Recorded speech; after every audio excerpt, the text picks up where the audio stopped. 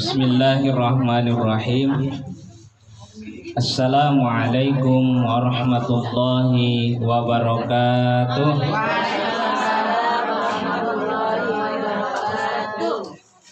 Orangnya banyak, yang jauh sedikit nih.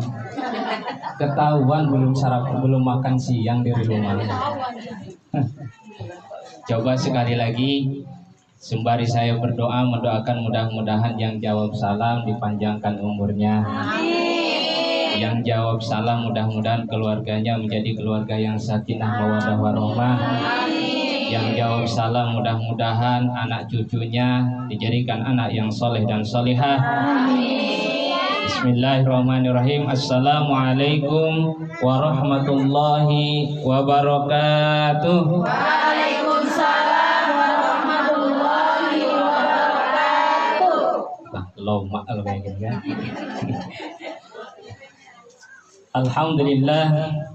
Alhamdulillahi rabbil alamin wa bihi nasta'inu ala umuri dunya waddin.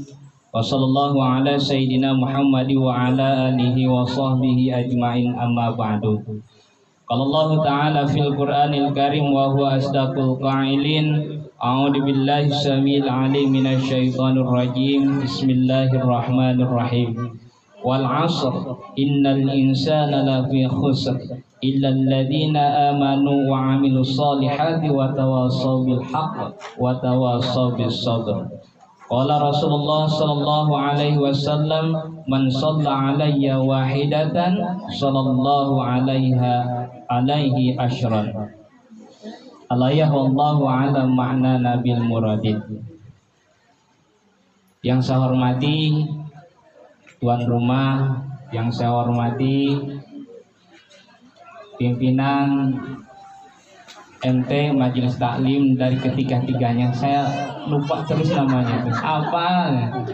Yang penting insya Allah semuanya saya hormati dan mudah-mudahan dimuliakan oleh Allah Subhanahu wa Ta'ala.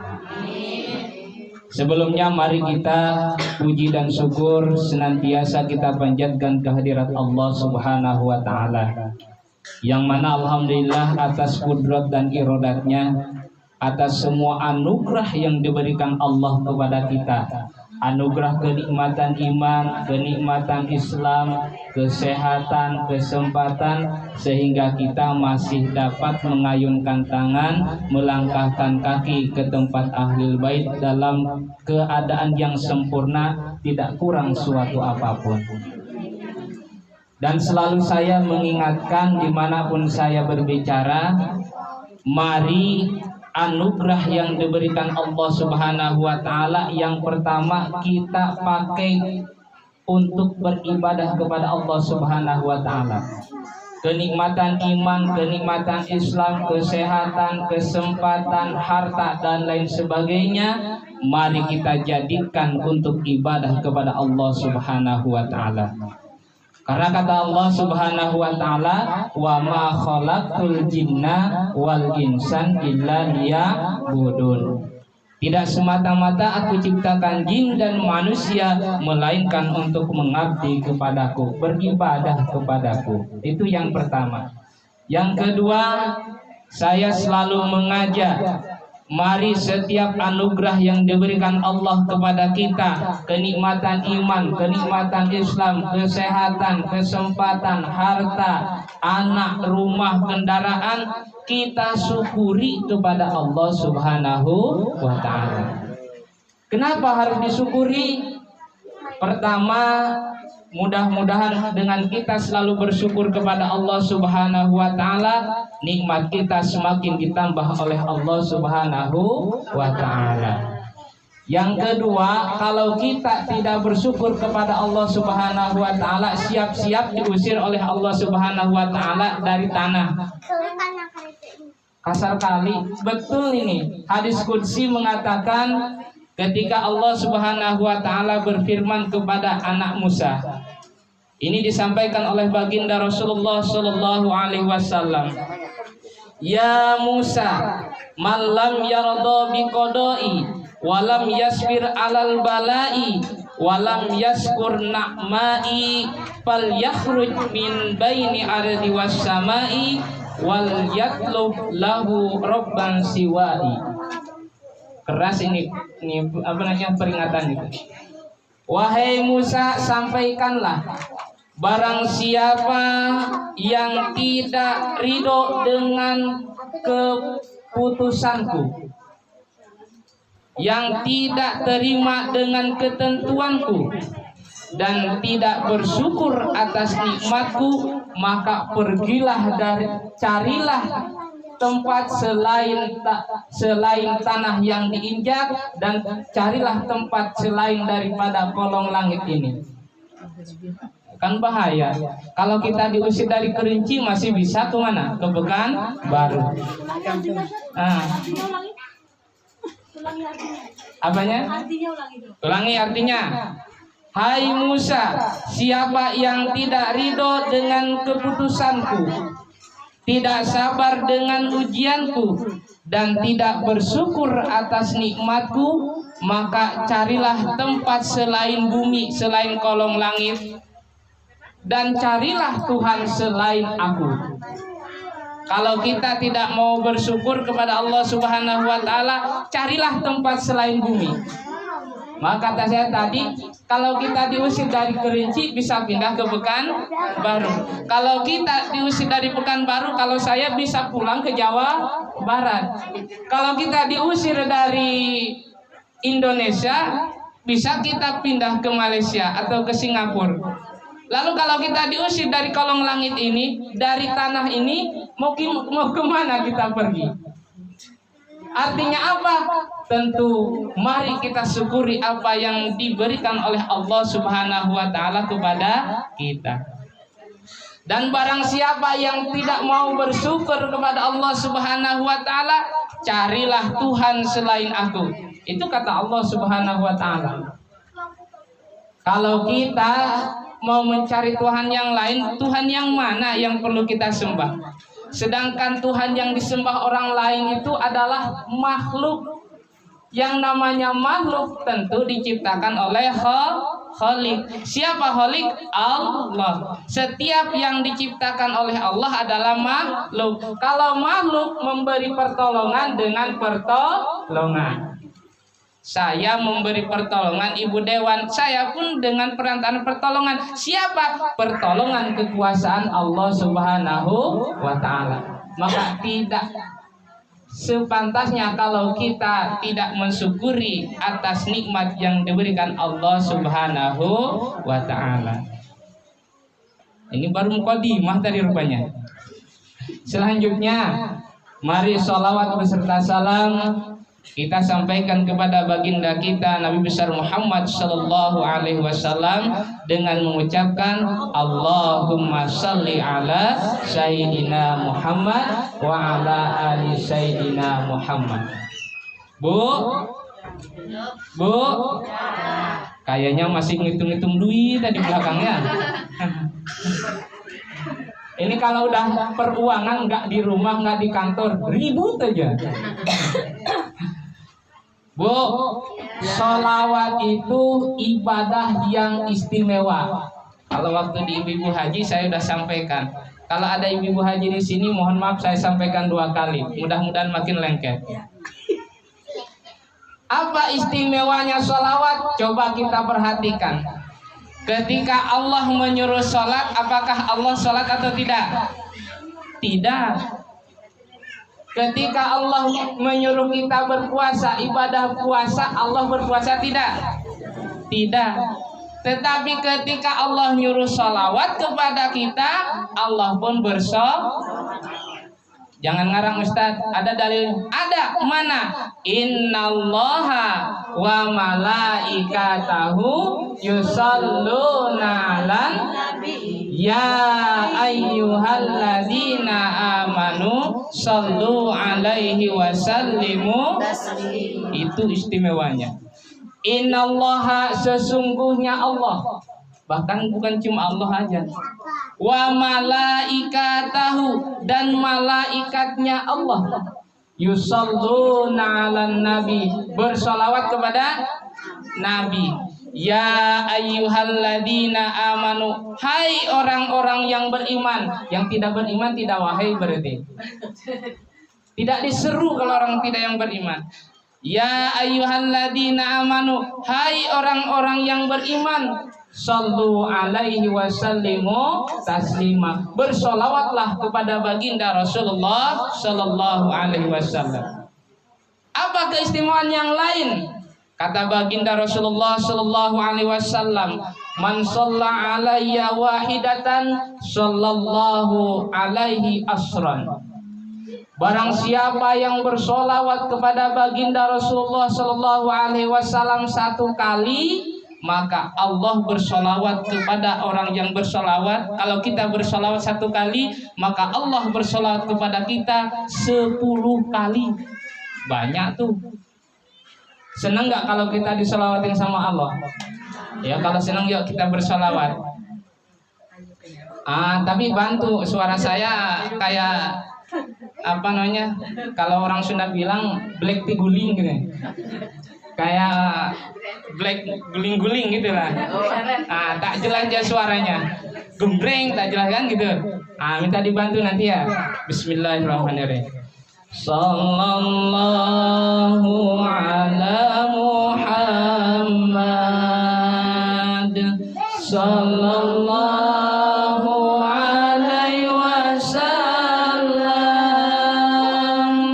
Sallallahu ala Muhammad. Sallallahu alaihi wasallam. Ya bareng-bareng Bu. Sallallahu ala Muhammad. Sallallahu alaihi wasallam. Sallallahu ala Muhammad. Sallallahu alaihi wasallam. Nampaknya masih lagu aja, belum dengan hati. Bu, kunci bersolat seperti ini. Kalau kita bersolawat, yakinkan bahwa kita didengar oleh Rasulullah Sallallahu Alaihi Wasallam. Yang pertama, terus di dalam hati itu, ketika bersolawat, mohonkan, ya Rasulullah, dengarkanlah salawat saya. Ya Rasulullah, terimalah salawat saya. Jangan cuma sayang kali kalau cuma keluar aja. Ya sekali lagi lah, mudah-mudahan bisa diterapkan. Sallallahu ala Muhammad. Allahumma shalli ala sayyidina Muhammad. Sallallahu alaihi wasallam. Sallallahu ala Muhammad. Sallallahu alaihi wasallam. Alhamdulillah. Mudah-mudahan terkhusus kita yang kumpul di sini mendapat syafaatul uzma di akhirat kelak. Amin ya Allah ya rabbal alamin. Ibu-ibu yang dirahmati Allah Subhanahu wa taala, insyaallah saya tak lama-lama, jam 3 selesai. Berarti 15 menit lagi. Sudah dari tadi Bu Dewa. Ibu yang terlambat. Insyaallah tema pada kesempatan kali ini saya akan sampaikan 4 golongan yang tidak merugi. Emang manusia ini merugi terus, Ustaz? Betul. Siapa Ustaz yang merugi itu? Orang yang tak punya kendaraan kah? Bukan. Siapa Ustaz yang merugi itu? Orang yang tidak punya rumah kah? Bukan. Siapa Ustaz yang merugi itu? Apakah orang yang tidak punya anak udah bertahun-tahun? Bukan. Mari kita lihat surat Al-Asr, surat yang ke-103, terdiri dari berapa ayat Bu? 3 ayat. Insyaallah ini udah hafal Ibu. A'udzu billahi minasyaitonir rajim. Bismillahirrahmanirrahim. Wal 'ashr innal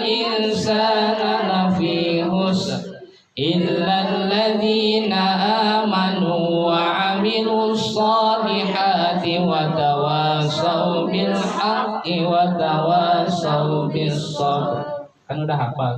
Tapi ketika dibilang surat Al-Asr, surat apa ya?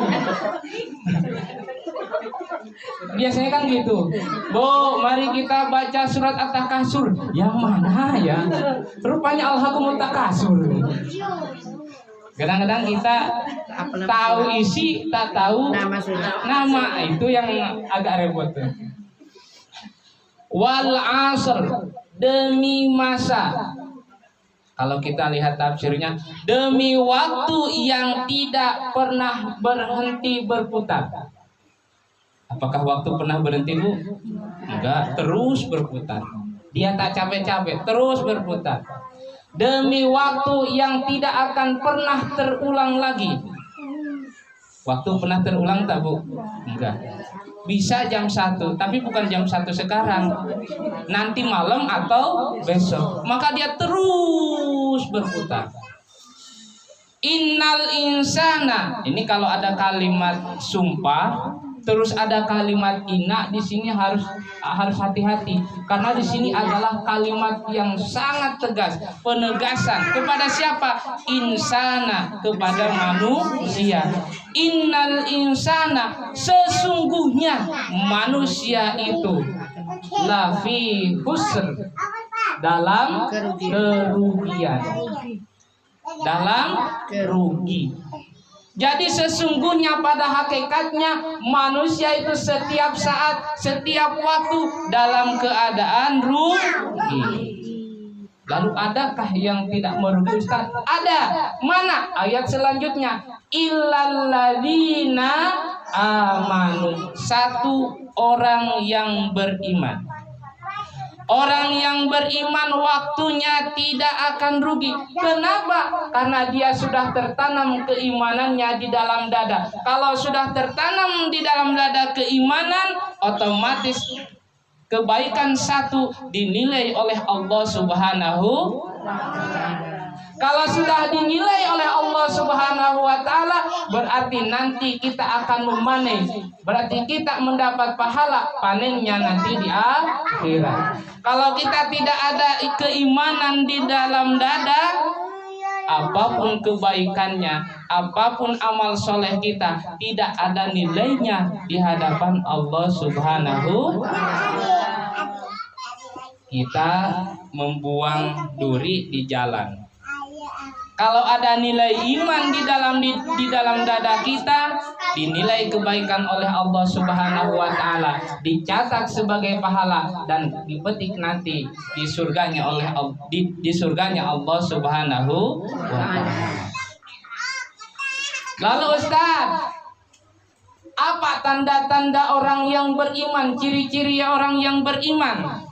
Di dalam surat lain dikatakan, surat Al-Anfal ayat 2, innamal mu'minuna alladzina idza dzukirullah wajilat qulubuhum wa idza tuliyat alaihim ayatuhu zadatuhum imanan wa ala rabbihim yatawakkalun. Tanda-tanda orang yang beriman, innamal mu'minuna alladzina idza dzukirullah. Yang pertama, bila disebut nama Allah bergetar hatinya. Lalu bagaimana dengan kita?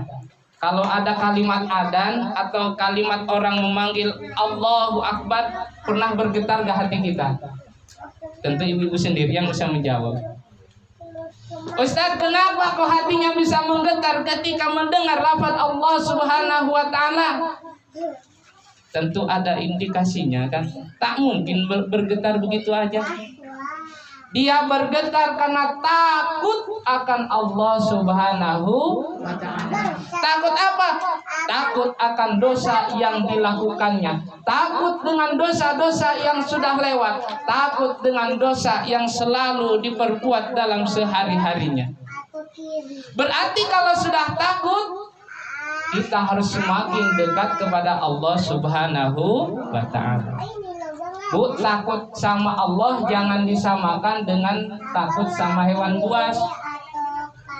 Takut sama Allah jangan disamakan dengan takut sama harimau. Kalau kita takut sama Allah, kira-kira bagaimana, Bu? Semakin mendekat kepada Allah Subhanahu wa taala dengan jalan Kalau takut sama harimau, jangan sekali-kali mendekat. Itu namanya minta mati berarti. Kalau takut sama harimau, maka kita semakin jauh. Nah, itu kenapa dia bergetar hatinya, karena takut akan Allah Subhanahu wa taala. Tanda orang yang beriman yang kedua, innamal mu'minuna alladzina idza dzukirallahu wajilat qulubuhum wa idza tuliyat 'alaihim ayatuhu zadatuhum imana.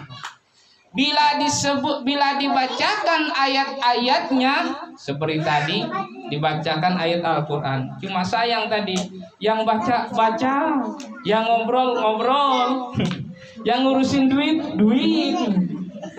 Kan itu. Tapi kalau orang yang beriman mendengar ayat Al-Quran, disimak sampai dia bertambah kekuatan imannya kepada Allah Subhanahu. Jadi ini mungkin sebuah perhatian, kalau ada yang membaca Al-Quran disimak, karena menyimak pun dia sudah pahala, Bu. Jangankan orang yang membaca, yang menyimak pun sudah berpahala, insya Allah. 5 menit lagi. Wa ala rabbihim yatawakkalun, dan kepada Allah lah mereka bertawakal, tidak kepada siapapun, tidak ke Roro Kidul ibaratnya kan gitu. Terkadang Nyi Roro Kidul kan gitu. Ini minta memohon-mohon kepada Nyi Roro Kidul, ke Bah Dukun, ke gunung, ke laut. Itu tidak boleh. Kenapa? Itu bukan orang yang beriman. Karena orang yang beriman bertawakalnya bukan kepada makhluk, kepada yang lain, bukan, melainkan kepada Allah Subhanahu wa taala. Ibu-ibu yang dirahmati Allah Subhanahu wa taala. Lalu yang kedua, siapa orang yang tidak merugi? Yang kedua, yang pertama illal ladzina amanu, yaitu orang yang beriman. Yang kedua yang beramal soleh. Jadi beriman aja tidak cukup, harus dibarengi dengan amal soleh. Ustadz, amal soleh itu apa? Banyak. Kalau kata orang Jawa bilang, orang kampung istri saya bilang buahnya, saking banyaknya pakai W kan, buahnya. Termasuk ibu-ibu berbakti kepada sang suami, jangan disepelekan, Bu. Siti Mutiah itu perempuan yang pertama setelah istri-istri baginda Rasulullah Shallallahu Alaihi Wasallam yang masuk surga duluan. Bu, Siti Mutiah perempuan pertama yang masuk surga setelah istri baginda Rasulullah Shallallahu Alaihi Wasallam. Istimewa tuh. Apa Ustadz amalannya? Itu taat kepada suami. Ini penting, Bu. Jadi gini kisahnya. Ketika Siti Fatimah bertanya kepada baginda Rasulullah Shallallahu Alaihi Wasallam, ya Rasulullah, ayahanda, setelah istri-istri Nabi, ayah, siapa perempuan yang pertama masuk surga? Kata baginda Rasulullah Shallallahu Alaihi Wasallam, Fatimah, ada seorang perempuan di pinggiran kota Madinah namanya Mutiah. Lantas apa ayahanda amal dia? Kalau engkau pengen tahu, silahkan datangi rumahnya. Maka keesokan harinya izinlah kepada Sayyidina Ali, suaminya, suami daripada Siti Fatimah.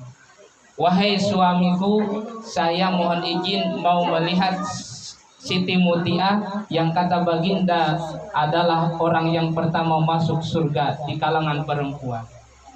Maka jalanlah Siti Fatimah ke pinggiran kota Madinah, bertanya di manakah rumah Siti Mutiah, di manakah? Jumpalah rumahnya. Sampai ke rumah diketuk pintunya, tok tok tok. Mungkin kan gitu. Ini kan bahasa bebas. Tok tok tok. Assalamualaikum. Dari dalam dijawab, Waalaikumsalam. Siapa di luar? Saya Fatimah. Kata Siti Mutiah, ya Allah ya Rabbi, terima kasih putri baginda Rasul telah datang ke rumah kami. Dengan siapa? Ini dengan Hasan. Waduh, tolong wahai Siti Fatimah kembali dulu karena saya belum izin ke suami kalau harus memasukkan suami. Ini kan anak kecil belum balik, meskipun belum balik. Kalau kita kan tok tok tok datang PRT, silahkan Bu, silahkan Pak masuk Pak. Ngopi dulu atau teh dulu gitu. Iya. Agak kacau kalau kita nih. Kan gitu. Lalu bagaimana selanjutnya? Maka pulanglah Siti Fatimah. Keesokan harinya datang lagi. Tok tok tok. Assalamualaikum. Waalaikumsalam. Siti Fatimah, betul. Dengan Hasan, iya.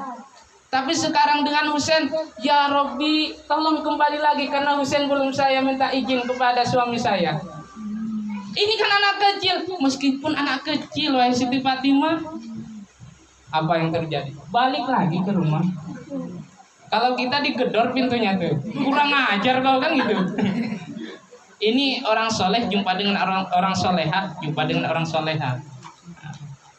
Maka keesokan harinya, Assalamualaikum. Waalaikumsalam. Siti Fatimah, iya Mutiah. Dengan siapa? Sesuai perjanjian kemarin, saya, Hasan dan Husain. Masuklah kedua-duanya. Datang ke rumah, kaget Siti Fatimah. Rumah tertata dengan rapi. Masakan sudah terhidang di meja makan. Apa yang terlihat di situ, ada dua benda yang mengagetkan beliau. Ada satu namanya cambuk, kalau orang Sunda bilang pecut. Ada cambuk satu, ada kain handuk satu. Wahai Siti Fatimah, mohon maaf ya, saya lagi dandan nih karena suami saya pulang kerja sebentar lagi. Kalau kita dandan itu untuk keluar kerja kan. Di rumah walau alam daster pun di matanya ini keistimewaan nih. Daster pun mungkin 5 tahun yang lalu baru dipakai lagi kan gitu. Lalu apa ya Allah, jadi pengen ketawa saya. Apa yang ditanya oleh Siti Fatimah? Wahai Mutiah, untuk apa ini pecut? Kok disediakan cambuk di sini? Apakah suamimu seorang gembala? Tidak, wahai Fatimah. Jadi apa kerjaan suamimu? Suamiku adalah petani pekerja keras di kebun, di ladang. Jadi untuk apa ini cambuk ini? Wahai Fatimah, kalau suamiku datang, yang pertama handuk ini saya gunakan untuk mengelap keringat suamiku. Kalau kita, apalagi kalau kotor-kotor, bapaknya cepat, cepat ke kamar mandi, baik cepat. Enggak, alhamdulillah kalau enggak kan gitu. Asal jangan enggak salah gitu aja kan.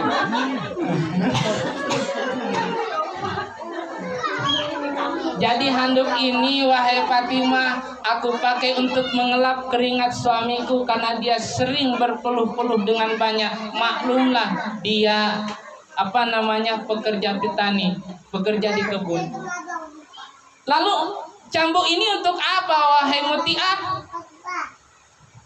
Ketahuilah wahai Fatimah, cambuk ini setelah suamiku makan, maka aku bertanya kepada suamiku, wahai kakanda suamiku, kalau kita, ayahnya kan gitu. Wahai kakanda suamiku, bagaimana dengan masakan yang aku masak ini? Kalau sekiranya tidak enak, aku serahkan cambuk ini, dan maka silahkan cambuk punggungku. Itu keistimewaan Siti Mutia. Oh kalau kita, nah gak enak nih makanan nih, masak sendiri. Kan gitu ya. Dimasakin udah syukur. Kalau enggak enak ya makan sendiri kan gitu, masak sendiri. Kalau enggak nyarilah di kedai kan gitu. Tapi mudah-mudahan ibu-ibu yang di sini tidak begitu. Amin. Ya Allah. Jadi Siti Mutia itu selalu bersolek di dalam rumah, menyediakan cambuk ketika masakan itu tidak enak, maka silahkan cambuk wahai suamiku diriku. Kalau dia berpeluh pulang dari proyek RAPP, kan di sini RAPP kan gitu, selalu dielapnya sebelum ngapa-ngapain. Jadi kalau seperti itu langsung meleleh air mata Siti Fatimah. Ya Allah, begitu istimewanya. Padahal dia kalau ibadah yang lain tuh ibaratnya gitu mungkin tidak seberapa, tapi inilah berbakti kepada sang suami sungguh luar biasa. Dan bahkan dia sudah dicap, sudah dikasih merek oleh baginda Rasulullah SAW, perempuan pertama setelah istri-istri baginda Rasul masuk ke dalam surganya Allah Subhanahu. Dan saya doakan mudah-mudahan ibu-ibu di sini perempuan yang kedua masuk surga setelah Siti Mutia. Amin. Aminnya kurang keras. Amin. Itu kan seru. Ibu-ibu yang dirahmati Allah Subhanahu wa taala. Jadi amal soleh itu banyak. Salah satunya bisa jadi kita berbakti kepada sang suami. Lanjut, ilal ladina amanu wa aminus solihati wa tawasau bil haqq. Saling ingat mengingatkan dalam kebaikan. Bu, kalau diingatkan dalam kebaikan jangan malah dilawan. Ini kadang-kadang kita nih diingatkan sama kawan bilangnya sok tahu kok, kan gitu. Salah satu saling ingat mengingatkan dalam kebaikan itu adalah tanda orang yang tidak merugi. Dan yang terakhir, saling mengingatkan dalam kesabaran. Mungkin itu yang bisa saya sampaikan. Mudah-mudahan pulang ada yang dibawa, dan mohon maaf seandainya ada salah dan khilaf dari saya karena mulut saya udah kering. Dari tadi dari Yasin, biasanya Yasin itu sama ibu-ibu. Terima kasih, mohon maaf atas segala kehilapan dan kekurangan. Wallahul muwaffiq ila aqwamit thariq. Wassalamualaikum warahmatullahi wabarakatuh.